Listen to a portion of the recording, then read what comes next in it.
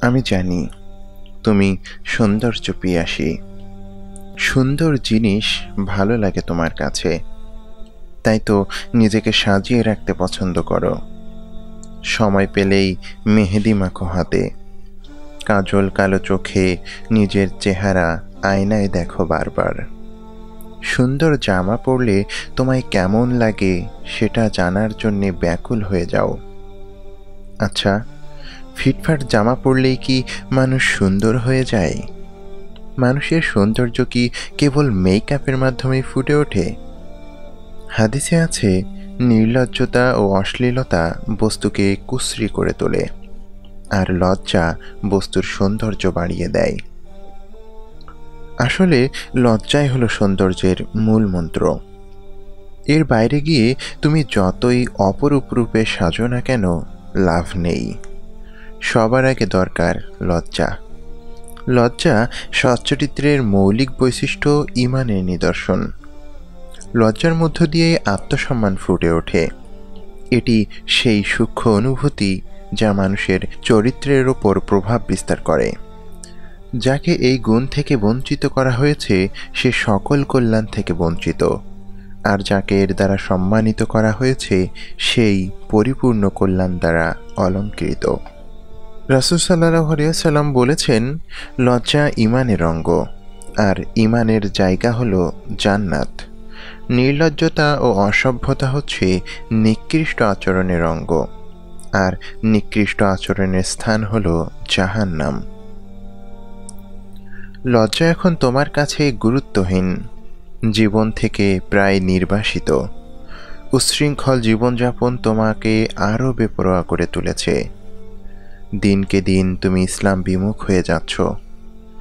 আগে তো কিছুটা লাজ শরমের ধার ধারতে, কিন্তু ইদানিং সব যেন কই হারিয়ে গেছে। আগে দেখতাম রাস্তায় বেরোলে মাথা ঢেকে নিতে, পুরুষ মানুষ দেখলে মাথা নিচু করে পথ চলতে। আর এখন তো ভার্সিটির মোড়ে তোমাকে ছেলে বন্ধুদের সাথে আড্ডারত অবস্থায় পাওয়া যায়। সাংস্কৃতিক অনুষ্ঠানের দিন নানান অশ্লীলতায় জড়াতেও তোমার বুক কাঁপে না। বোটানিক্যাল গার্ডেনে ছেলেদের সাথে গা ঘেঁষে বসতে মজা পাও তুমি। পহেলা ফাল্গুনে বাসন্তী শাড়ি পরে রিকশায় ঘুরে বেড়াও বয়ফ্রেন্ডকে পাশে বসিয়ে। কক্সবাজারের ট্যুরে গিয়ে ছেলেমেয়েরা একই রুমে রাত্রি যাপন করো। কেন এতটা অধঃপতন হয়ে গেল তোমার? রাসূল সাল্লাল্লাহু আলাইহি ওয়াসাল্লাম আরও বলেছেন, নিশ্চয়ই তোমরা তোমাদের পূর্ববর্তী অর্থাৎ ইহুদি ও নাসারাদের আচার আচরণ বিঘতে বিঘতে এবং গজে গজে অনুসরণ করবে। এমনকি তারা যদি গুই সাপের গর্তে ঢুকে তবে তোমরাও তাতে ঢুকবে। সহিহ বুখারী ৬৮২১। তোমার বিচ্যুতির আসল কারণ পাশ্চাত্যের প্রতি ঝোঁক। তাদেরকে তুমি পদে পদে অনুসরণ করে চলো।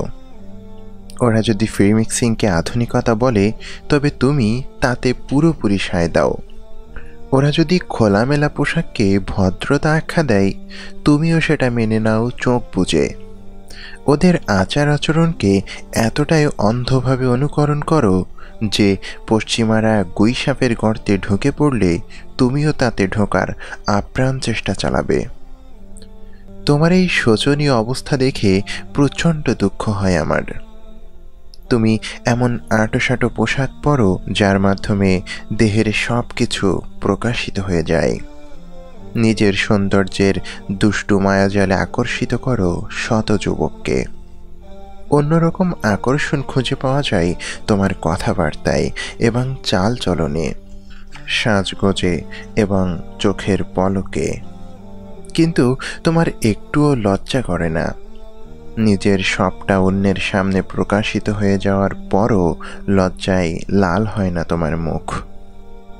প্রিয় বোন, রাগ করো না।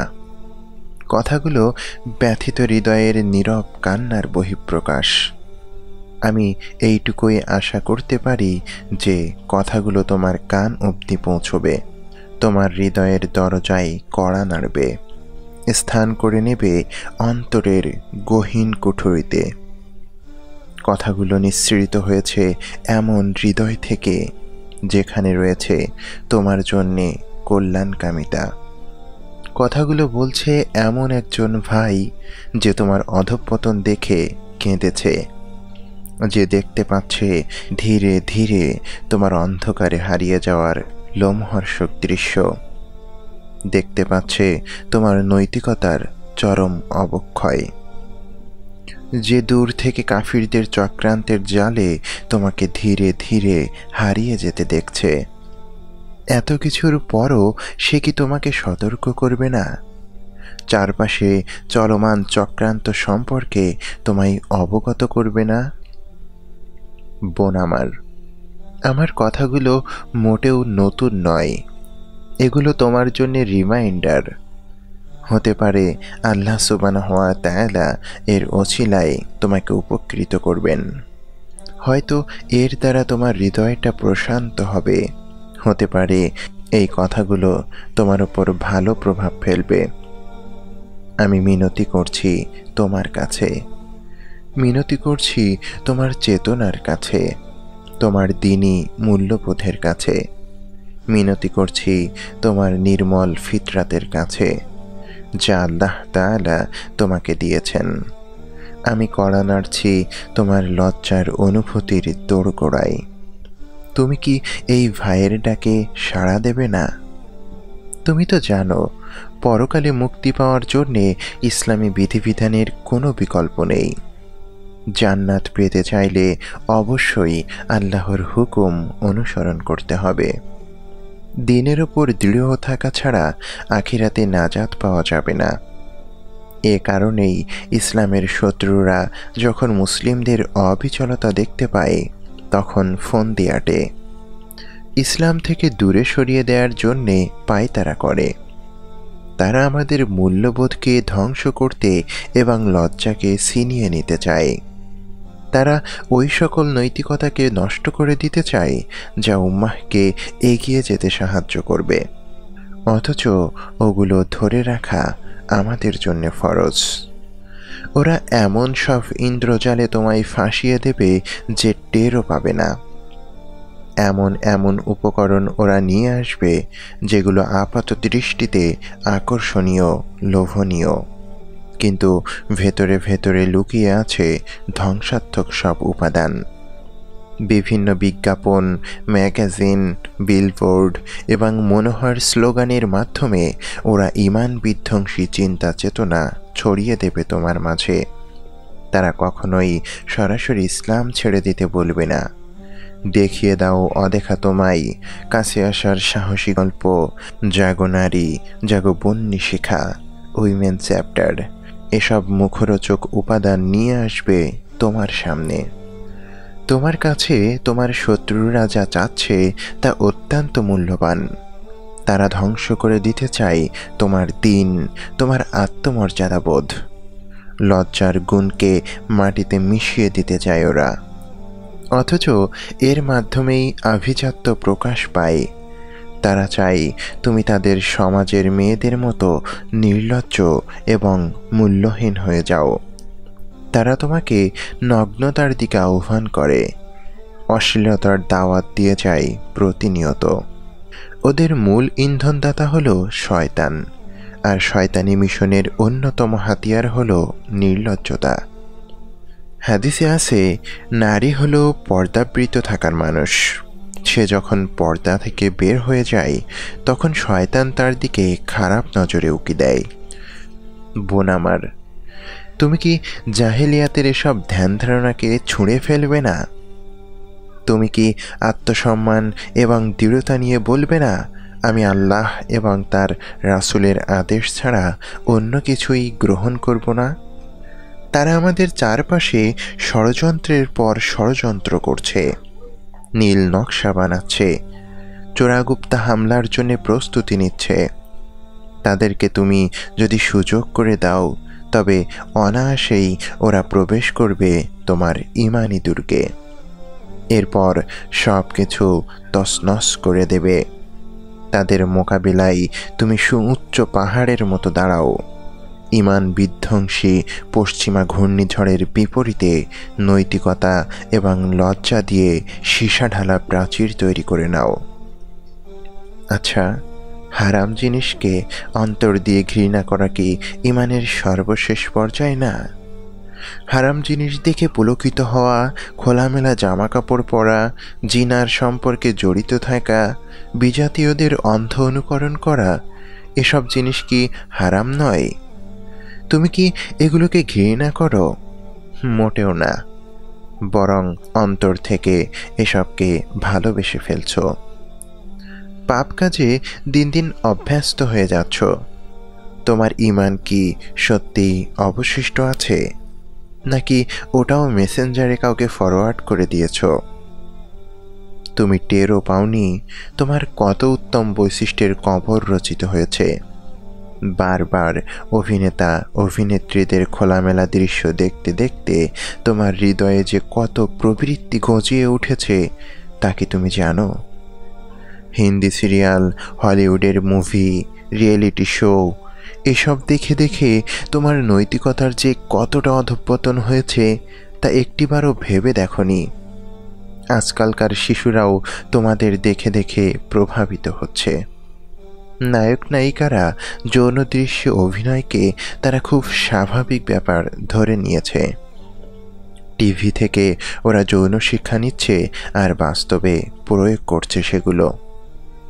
এই তো গেল বছর দুজন শিশু ছাদে উঠে, না বলতেই ঘেন্না লাগছে। বিশ্বাস করো, আমার অন্তর ব্যথিত হয়ে ওঠে যখন তোমাকে খোলামেলা পোশাকে বাইরে যেতে দেখি। তুমি তো আল্লাহকে রব হিসেবে, ইসলামকে দিন হিসেবে এবং মুহাম্মদ সাল্লাল্লাহু আলাইহি ওয়াসাল্লামকে নবী হিসেবে স্বীকৃতি দাও। এর পরেও কেন এসব করো? তুমি কি দেখনি কত নষ্ট ছেলে তার খাহেসাত পূরণ করার জন্যে তোমার পেছনে ঘুরঘুর করছে? তোমার পোশাক আশাক তীরের মতো পুরুষের অন্তরকে আঘাত করে, আর সে প্রলোভিত হয়ে অন্যরকম আকর্ষণ বোধ করতে থাকে। আমি তোমাকে অনুনয় করে জিজ্ঞেস করছি, তোমার রব কি তোমার এই নির্লজ্জ চালচলনে সন্তুষ্ট হবেন?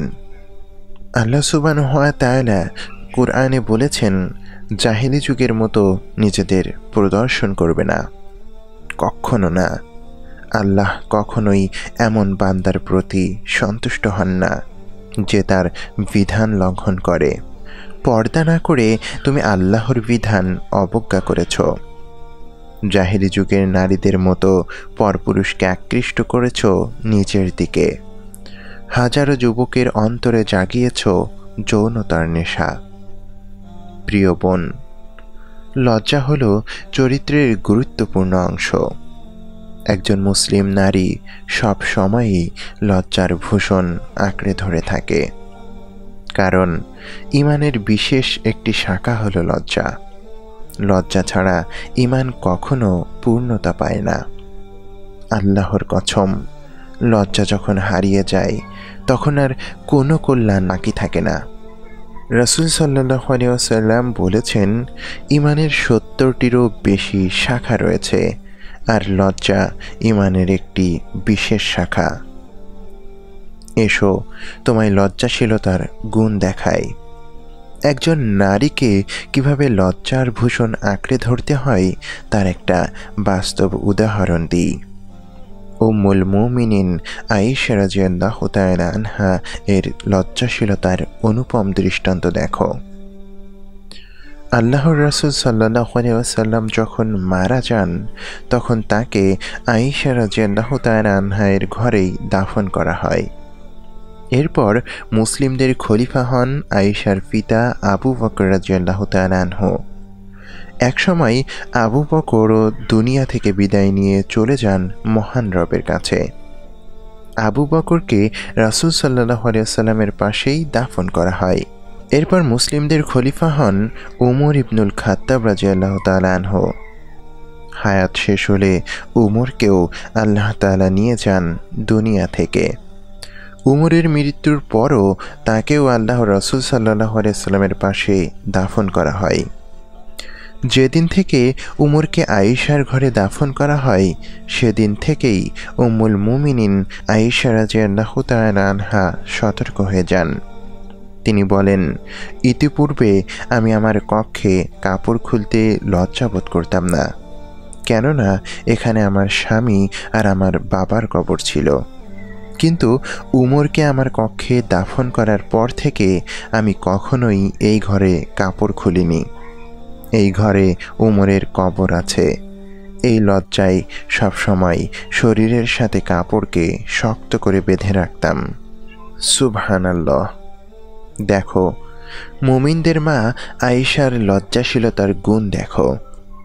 আয়েশা রাদিয়াল্লাহু তাআলা আনহা মৃত ব্যক্তির সামনে নিজেকে উন্মুক্ত করতে লজ্জাবোধ করতেন, আর আয়েশার সন্তানরা আজ জীবিতদের সামনে খোলামেলা পোশাকে চলাফেরা করছে।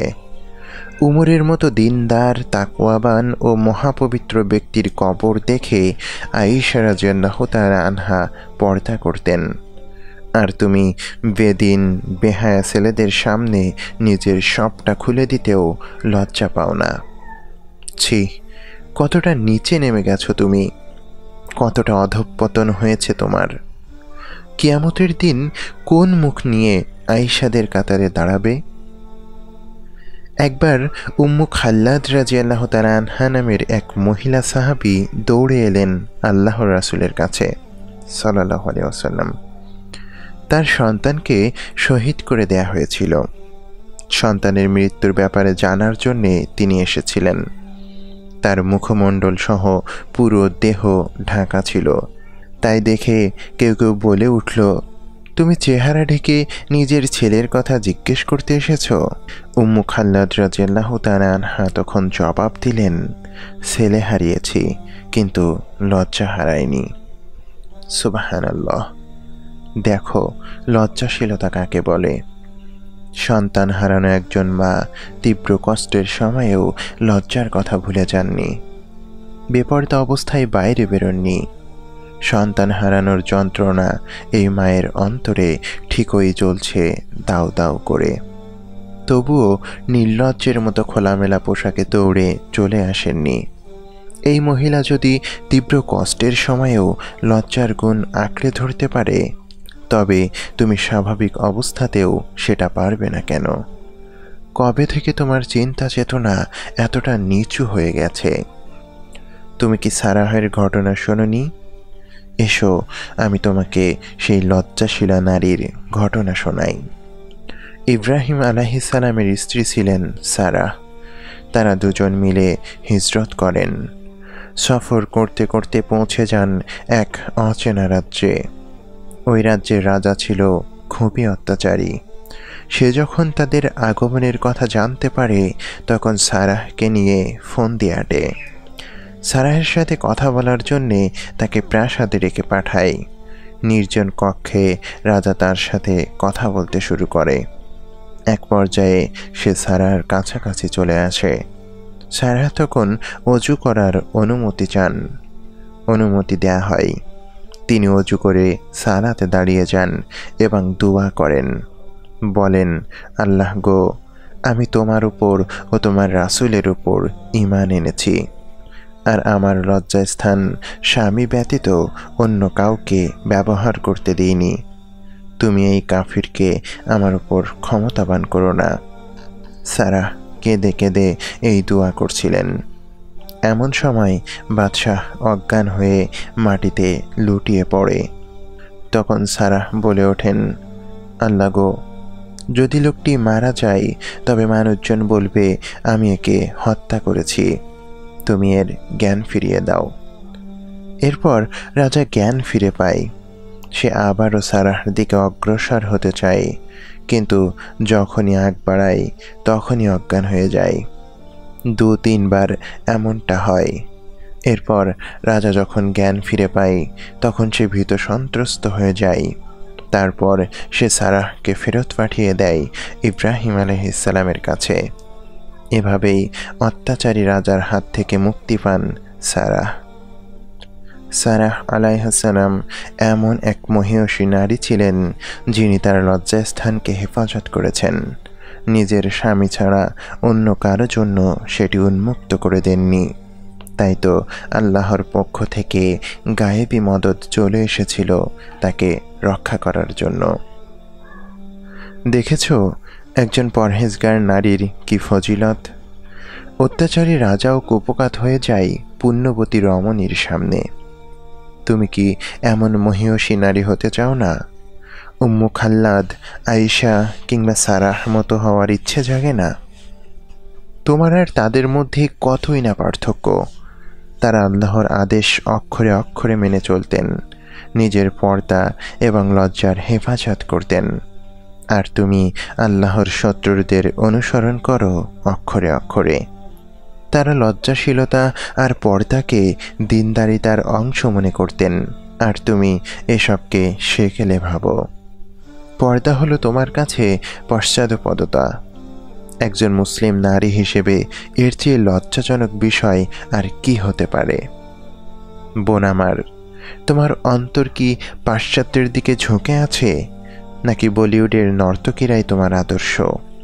কেন লেডি গাগা কিংবা কারিনার মতো পোশাক পরার ইচ্ছে জাগবে? এরা কে? এরা কি তোমার আদর্শ কেউ?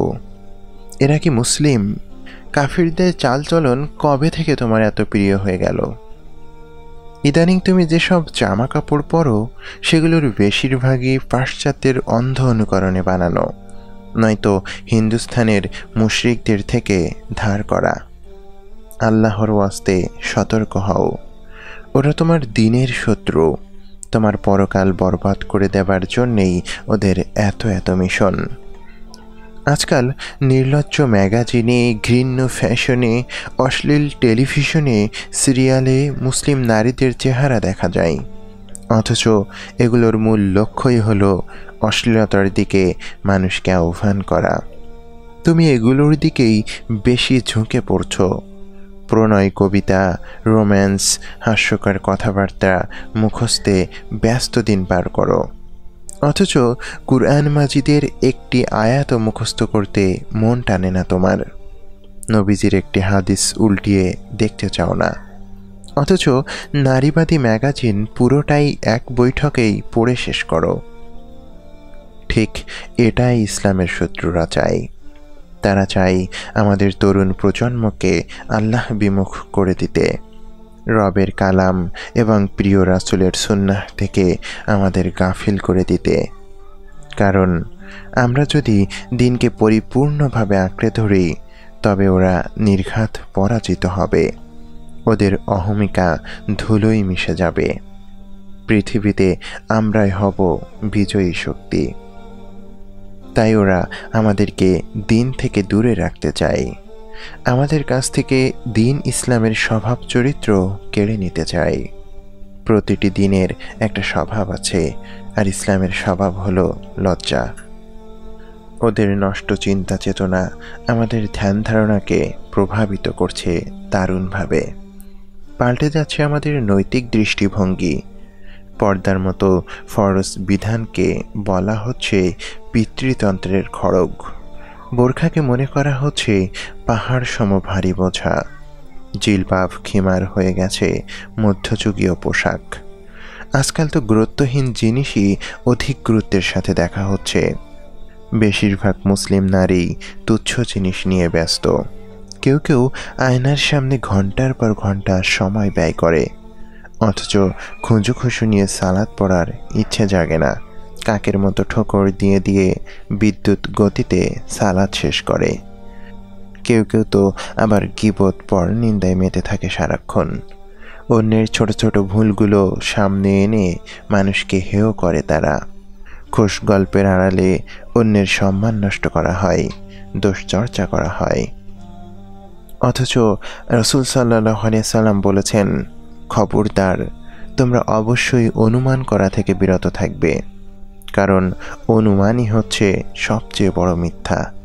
আর তোমরা একে অপরের গোপনীয় বিষয় জানার চেষ্টা করবে না, গোপন দোষ অনুসন্ধান করবে না, পরস্পরে হিংসা করবে না, পরস্পরের সাথে বিদ্বেষে লিপ্ত হবে না, এবং একে অন্যের সাথে শত্রুতা ও সম্পর্কচ্ছেদ করবে না।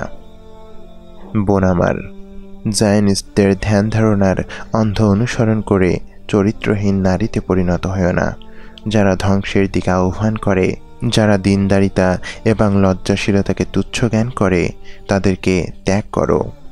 তাদেরকে অনুসরণ করো না, যারা ধ্বংসের দিকে আহ্বান করে। তোমার নিজস্ব সম্মান এবং স্বাধীন ব্যক্তিত্ব আছে, আর এ কারণেই তুমি মুসলিম। যদি কাউকে অনুসরণ করতেই চাও, তবে খাদিজা, আয়েশা, উম্মু সালামাকে বেছে নাও। কোনো মহিলা সাহাবীকে উদাহরণ হিসেবে গ্রহণ করো, যারা ছিলেন পবিত্রা এবং সম্মানিতা।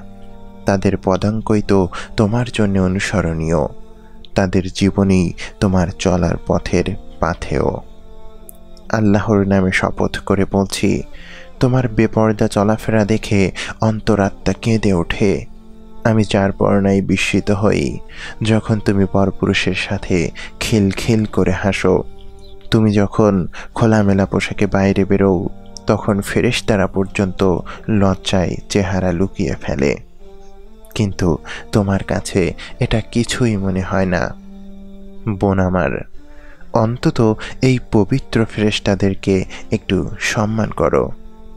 হাদিসে আছে, রাসূল সাল্লাল্লাহু আলাইহি ওয়াসাল্লাম বলেছেন, তোমাদের সাথে এমন কিছু সত্তা আছেন যারা প্রস্রাব, পায়খানা এবং স্ত্রীর সাথে মেলামেশার সময় ছাড়া কখনোই তোমাদের থেকে বিচ্ছিন্ন হয় না।